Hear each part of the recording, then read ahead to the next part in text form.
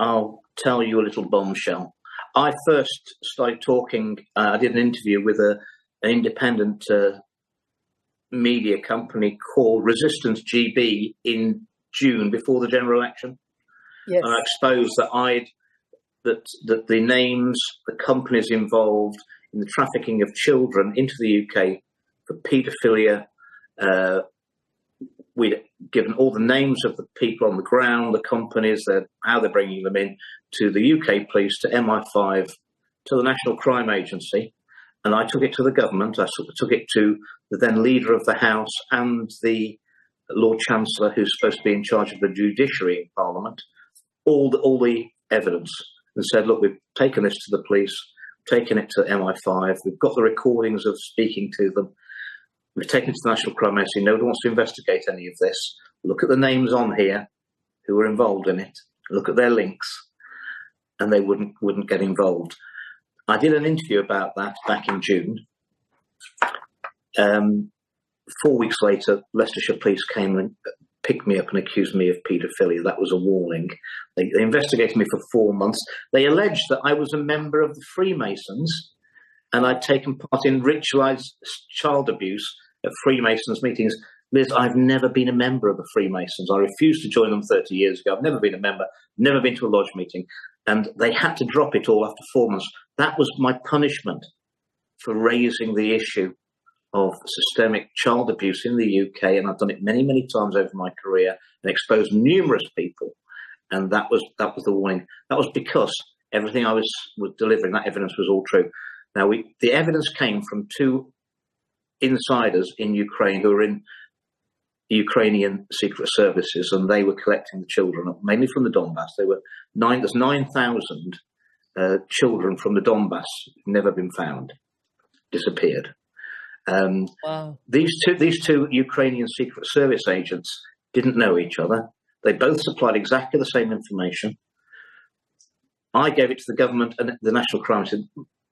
My intermediary source, having passed all this evidence to the National Crime Agency, 2 days later, their LinkedIn profile was checked out on their social media by someone who worked at the company that we'd implicated in laundering the money to pay for the children. So someone at the National Crime Agency had told the company we tipped them off about, and they were checking out somebody in my organisation.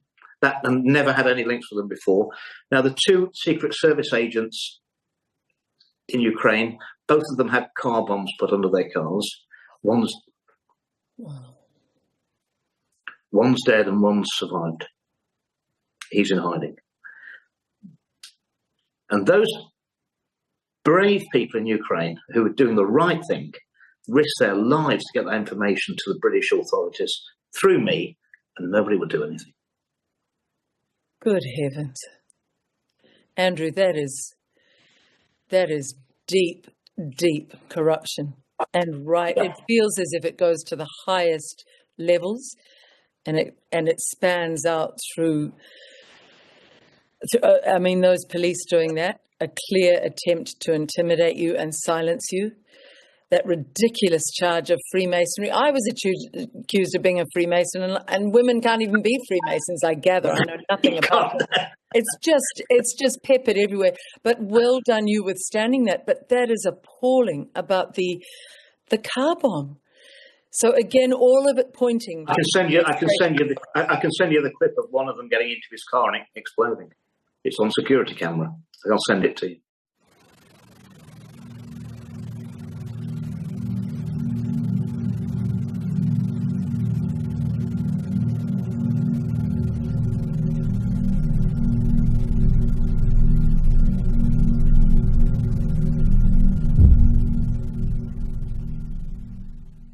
And where is the other one? Is he safe somewhere now? Are you in touch? I can't tell you where he is.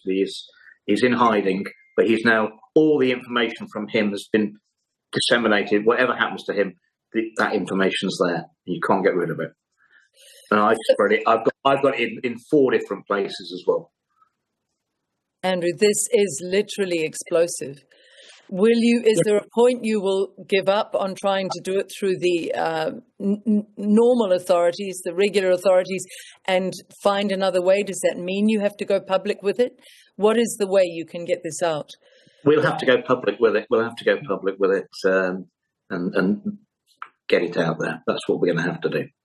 And what I say to anybody thinking, well, let's silence Andrew Bridgen, if anything happens to Andrew Bridgen, there'll be thousands of us, millions of us around the world saying, who is responsible for that? Because now you've said this, it in a way makes you safer, because now all of our eyes are on you to make sure that you I've got what we were talking about holding those who've been responsible for crimes against the people to account legally, not going through a public inquiry. Next week, I should be able to make a very important announcement about that as well, which I can't talk about now, but we're working hard on that situation, and it goes right to the top. Oh, my goodness. And I would say to anybody who is thinking of anything nefarious, when I put Jay Bhattacharya in touch with Andrew Bridgen, Jay's comment to me was, I cannot wait to talk to Andrew Bridgen, a man I have admired so much. So, Andrew, your protection goes right to the upper levels of the new Trump administration, and they won't allow anybody to get away with harming you.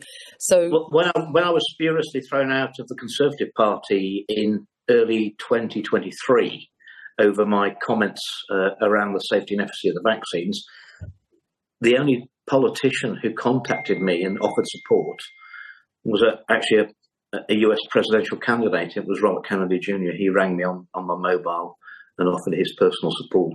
So I've got a vested interest, and I think the world has, and all those who want to see the truth come out, just pray and hope that we get some good news later today or tomorrow this week, and that we've got Robert Kennedy Jr. making America healthy again and the world healthy again, and exposing the truth. And they can't stand the truth. The truth's always going to be there. I think it was Churchill that said, you can deride it, you can criticise it, you can mock it, but at the end of the day, the truth, it's just there. And it's not going away. And we've got to make sure we never forget what they've done to us. It never, ever happens again, for the sake of future generations, Liz.